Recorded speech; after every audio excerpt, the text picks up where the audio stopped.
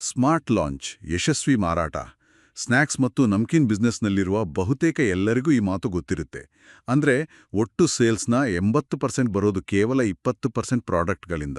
ಹೌದು, ಇದನ್ನ ಪ್ಯಾರೆಟೋ ಪ್ರಿನ್ಸಿಪಲ್ ಅಂತ ಕೂಡ ಕರೀತಾರೆ. ಕರೆಕ್ಟ್. ಸೊ ಇದರ ನೇರ ಪರಿಣಾಮ ಏನಂದ್ರೆ ಹೆಚ್ಚಿನ ಸೇಲ್ಸ್ಮನ್ಗರು ಫಾಸ್ಟ್ ಮೂವಿಂಗ್ ಆಗಿರೋ ಆ 20% ಉತ್ಪನ್ನಗಳನ್ನೇ ಪದೇ ಪದೇ ಮಾರಾಟ ಮಾಡ್ತಾರೆ. ನಿಜ, ಉಳಿದ 80% ಪ್ರಾಡಕ್ಟ್ಸ್ಗಳನ್ನ ಚಿಲ್ಲರೆ ವ್ಯಾಪಾರಿಗಳಿಗೆ ತೋರ್ಸೋ ಕೂಡ ಹೋಗಲ್ಲ. ಯಾಕಂದ್ರೆ ಅದು ಸುಲಭ. ಈಗಾಗಲೇ ಬೇಡಿಕೆ ಇರೋದನ್ನ ಮಾರೋದು ಸುಲಭ ಅಲ್ವಾ? ಹೌದು, ಅದೊಂದು ಕಂಫರ್ಟ್ ಝೋನ್ ಇದ್ದಾಗೆ. ಆದ್ರೆ ಇಲ್ಲೇ ಒಂದು ಮೂಲ ಸತ್ಯವನ್ನ ನಾವ್ ಅರ್ಥ ಮಾಡ್ಕೋಬೇಕು. ಅದೇನಂದ್ರೆ ಉತ್ಪನ್ನಗಳು ತಾವಾಗಿಯೇ ಮಾರಾಟವಾಗಲ್ಲ, ಅವುಗಳನ್ನ ಮಾರಾಟ ಮಾಡುವಂತೆ ಮಾಡಬೇಕು. ನಿಖರವಾಗಿ. ಸೊ ಇವತ್ತಿನ ನಮ್ಮ ಚರ್ಚೆಯ ಉದ್ದೇಶವೇ ಇದು. ಹೊಸ ಉತ್ಪನ್ನಗಳು ಯಾಕೆ ಸೋಲ್ತವೆ ಮತ್ತು ಒಂದು ಸರಿಯಾದ ಬಿಡುಗಡೆ ಯಶಸ್ಸಿಗೆ ಎಷ್ಟು ಮುಖ್ಯ ಅನ್ನೋದನ್ನ ಸ್ವಲ್ಪ ಆಳವಾಗಿ ನೋಡೋಣ. ಖಂಡಿತ. ಸರಿ, ಹಾಗಾದ್ರೆ ಸುರೇಶ್ ಅನ್ನೋ ಒಬ್ಬ ಸೇಲ್ಸ್ಮನ್ನ ಕಥೆಯಿಂದ ಶುರು ಮಾಡೋಣವೇ? ಓ ಖಂಡಿತ. ಸುರೇಶ್ ಒಬ್ಬ ಅನುಭವಿ ಸೇಲ್ಸ್ಮನ್. ಆದ್ರೆ ಅವನಿಗೆ ಒಂದು ಅಭ್ಯಾಸ ಇತ್ತು. ಏನು? ಅವನ ಬೀಟ್ನಲ್ಲಿ ಯಾವ 3-4 ಐಟಂಗಳು ಬೇಗ ಖಾಲಿಯಾಗುತ್ತೋ ಅವುಗಳ ಮೇಲೆ ಮಾತ್ರ ಗಮನ. ಹೊಸ ಫ್ಲೇವರ್, ಹೊಸ ಪ್ರಾಡಕ್ಟ್ ಬಂದ್ರೆ ಅವನ ಅಷ್ಟಾಗಿ ತಲೆ ಕೆಡ್ಸ್ಕೊಳ್ತಿರ್ಲಿಲ್ಲ. ಯಾರು ಕೇಳ್ತಾರೆ ಇದನ್ನೆಲ್ಲ ಅನ್ನೋ ಒಂದು ಮನಸ್ಥಿತಿ ಅಲ್ವಾ? ಹೌದು. ಒಂದು ದಿನ ಅವನ ಹಿರಿಯ ಮ್ಯಾನೇಜರ್ ಅವನನ್ನ ಕರೆದು ಒಂದು ಪ್ರಶ್ನೆ ಕೇಳಿದ್ರು. ಏನು ಅಂತ? ಅವರು ಕೇಳಿದ್ದು ಇಷ್ಟೇ: ಸುರೇಶ್, ಈ ತಿಂಗಳು ಹೊಸದಾಗಿ ಲಾಂಚ್ ಆದ ಪ್ರಾಡಕ್ಟ್ಗಳನ್ನ ಎಷ್ಟು ಅಂಗಡಿಗಳಿಗೆ ತೋರಿಸಿದ್ಯಾ? ಸುರೇಶ್ ಹತ್ರ ಉತ್ತರ ಇರ್ಲಿಲ್ಲ ಅನ್ಸುತ್ತೆ. ಖಂಡಿತ ಇರ್ಲಿಲ್ಲ. ಆಗ ಮ್ಯಾನೇಜರ್ ಏನ್ ಹೇಳಿದ್ರು? ಆಗ ಅವರು ಹೇಳಿದ ಮಾತು ಪ್ರತಿಯೊಬ್ಬ ಸೇಲ್ಸ್ಮನ್ಗೂ ಒಂದು ಪಾಠ. ಅವ್ರು ಹೇಳಿದ್ರು, ನೋಡು, ಒಂದು ಉತ್ಪನ್ನ ಮಾರಾಟ ಆಗೋಕ್ಕೂ ಮುಂಚೆ ಅದನ್ನ ತೋರಿಸ್ಬೇಕು. ತೋರ್ಸೋಕ್ಕೂ ಮುಂಚೆ ನಿನ್ನ ಹತ್ರ ಸ್ಟಾಕ್ ಇರ್ಬೇಕು. ಸರಿ. ಮತ್ತು ಸ್ಟಾಕ್ ಇಡೋಕ್ಕೂ ಮುಂಚೆ ನೀನು ಸರಿಯಾದ ಪ್ರಮಾಣದಲ್ಲಿ ಆರ್ಡರ್ ಮಾಡಿರ್ಬೇಕು. ವಾವ್! ಅಂದ್ರೆ ಮೂಲದಲ್ಲೇ ಸಮಸ್ಯೆ ಇತ್ತು ಅಂತ. ಎಕ್ಸಾಕ್ಟ್ಲಿ. ಆವಾಗ ಸುರೇಶ್ಗೆ ಅರ್ಥ ಆಯ್ತು, ಪ್ರಾಡಕ್ಟ್ ದುರ್ಬಲವಾಗಿರ್ಲಿಲ್ಲ, ಅದರ ಬಿಡುಗಡೆಯೇ ದುರ್ಬಲವಾಗಿತ್ತು ಅಂತ. ಓಕೆ, ಇಲ್ಲಿ 2 ಪ್ರಮುಖ ಸತ್ಯಗಳು ಕಾಣಿಸ್ತಿವೆ. ಮೊದಲನೇದು, ಕಡಿಮೆ ಪ್ರಮಾಣ = ಸತ್ತ ಬಿಡುಗಡೆ = ಸತ್ತ ಉತ್ಪನ್ನ. ಹೌದು. ಅಂದ್ರೆ ಈಗ ಒಂದು ಉದಾಹರಣೆ ತಗೊಳ್ಳೋಣ. ಒಂದು 50 ಅಂಗಡಿಗಳಲ್ಲಿ ಒಂದು ಹೊಸ ಉತ್ಪನ್ನವನ್ನ ಲಾಂಚ್ ಮಾಡಬೇಕು.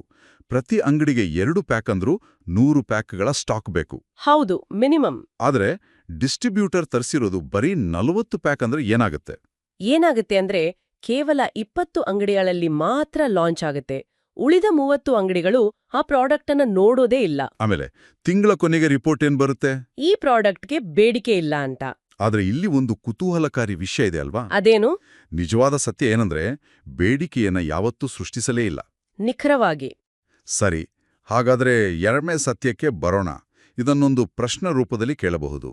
ಒಂದೇ ಉತ್ಪನ್ನ ಒಂದು ಪ್ರದೇಶದಲ್ಲಿ ಯಾಕೆ ಚೆನ್ನಾಗಿ ಮಾರಾಟ ಆಗತ್ತೆ, ಇನ್ನೊಂದು ಪ್ರದೇಶದಲ್ಲಿ ಯಾಕೆ ಫೇಲ್ ಆಗತ್ತೆ? ಇದು ತುಂಬಾ ಮುಖ್ಯವಾದ ಪ್ರಶ್ನೆ. ಯಶಸ್ವಿ ಮತ್ತು ವಿಫಲ ಪ್ರದೇಶಗಳನ್ನ ಹೋಲ್ಸಿ ನೋಡಿದ್ರೆ ಉತ್ತರ ಸಿಗ್ಬಿಡುತ್ತೆ. ಹೇಗೆ? ಯಶಸ್ವಿ ಪ್ರದೇಶದಲ್ಲಿ ಏನಾಗಿರುತ್ತೆ ಅಂದ್ರೆ ಅಲ್ಲಿನ ಡಿಸ್ಟ್ರಿಬ್ಯೂಟರ್ ಪದೇ ಪದೇ ಆರ್ಡರ್ ಮಾಡಿರ್ತಾರೆ. ಸರಿಯಾದ ಪ್ರಮಾಣದಲ್ಲಿ? ಹೌದು, ಸರಿಯಾದ ಪ್ರಮಾಣದಲ್ಲಿ. ಅದರಿಂದ ಹೆಚ್ಚು ಚಿಲ್ಲರೆ ವ್ಯಾಪಾರಿಗಳಿಗೆ ವಿತರಣೆಯಾಗಿರುತ್ತೆ, ಹೆಚ್ಚು ಗ್ರಾಹಕರನ್ನ ತಲುಪಿರುತ್ತೆ. ಸೊ ಹೆಚ್ಚು ಪುನರಾವರ್ತಿತ ಆರ್ಡರ್ಗಳು ಬಂದಿರುತ್ತೆ. ಕರೆಕ್ಟ್. ಅದೇ ವಿಫಲ ಪ್ರದೇಶದಲ್ಲಿ ಏನಾಗಿರುತ್ತೆ? ಕಡಿಮೆ ಸ್ಟಾಕ್, ಕಡಿಮೆ ವಿತರಣೆ, ಕಡಿಮೆ ತಲುಪುವಿಕೆ ಮತ್ತು ಕೊನೆಗೆ ಕಡಿಮೆ ಪುನರಾವರ್ತಿತ ಆರ್ಡರ್ಗಳು. ಸೊ ನಾವು ಮತ್ತೆ ಅದೇ ತೀರ್ಮಾನಕ್ಕೆ ಬರ್ತೀವಿ. ಉತ್ಪನ್ನ ವಿಫಲವಾಗಿಲ್ಲ, ಬಿಡುಗಡೆ ವಿಫಲವಾಗಿದೆ. ಹೌದು, 100ಕ್ಕೂ 100 ಸತ್ಯ. ನನಗೆ ಒಬ್ಬ ಹಿರಿಯ ಜನರಲ್ ಮ್ಯಾನೇಜರ್ ಹೇಳಿದ ಮಾತು ನೆನಪಾಗ್ತಿದೆ. ಅವರು ಒಂದು ವಿಶ್ವದರ್ಜೆಯ FMCG ಕಂಪನಿಯಲ್ಲಿ ಕೆಲಸ ಮಾಡ್ತಿದ್ರು. ಏನ್ ಹೇಳಿದ್ರು? ಅವ್ರು ಹೇಳಿದ್ದು, ನೀವು ಒಂದು ಉತ್ಪನ್ನವನ್ನು ಕೊಳ್ಳಲು ಬಯಸಿದ್ದರೆ ಅದನ್ನು ಸಾಕಷ್ಟು ಸ್ಟಾಕ್ ಮತ್ತು ಸಾಕಷ್ಟು ತಯಾರಿ ಇಲ್ಲದೆ ಬಿಡುಗಡೆ ಮಾಡಿ. ವಾವ್, ಎಷ್ಟು ಪವರ್ಫುಲ್ ಮಾತು! ಇಲ್ಲಿನ ವಿಷಯ ನಿಜವಾಗಿಯೂ ಸ್ವಾರಸ್ಯಕರವಾಗುತ್ತೆ. ಹೇಗೆ? ಇದನ್ನ ನಾವು ಒಂದು ಸಾರ್ವತ್ರಿಕ ಉದಾಹರಣೆ ಜೊತೆ ನೋಡ್ಬೋದಲ್ವಾ? ಯಾವುದೇ ಕಂಪನಿಯ ಅತಿ ಹೆಚ್ಚು ಮಾರಾಟವಾಗುವ ಉತ್ಪನ್ನ ಅಂದ್ರೆ ಹೀರೋ ಪ್ರಾಡಕ್ಟ್ ಇವತ್ತು ಯಾಕೆ ಅಷ್ಟು ಚೆನ್ನಾಗಿ ಮಾರಾಟ ಆಗ್ತಿದೆ? ಯಾಕಂದ್ರೆ ಒಂದು ಕಾಲದಲ್ಲಿ ಅದು ಒಂದು ಹೊಸ ಉತ್ಪನ್ನವಾಗಿತ್ತು. ಹೌದು. ಆಗ ಅದನ್ನ ಹೆಚ್ಚಿನ ಪ್ರಮಾಣದಲ್ಲಿ ಆರ್ಡರ್ ಮಾಡಲಾಗಿತ್ತು, ಹೆಚ್ಚು ಚಿಲ್ಲರೆ ವ್ಯಾಪಾರಿಗಳಿಗೆ ತಲುಪಿಸಲಾಗಿತ್ತು. ಅಂದ್ರೆ ಅದನ್ನ ಸರಿಯಾಗಿ ಬಿಡುಗಡೆ ಮಾಡಲಾಗಿತ್ತು. ಎಕ್ಸಾಕ್ಟ್ಲಿ.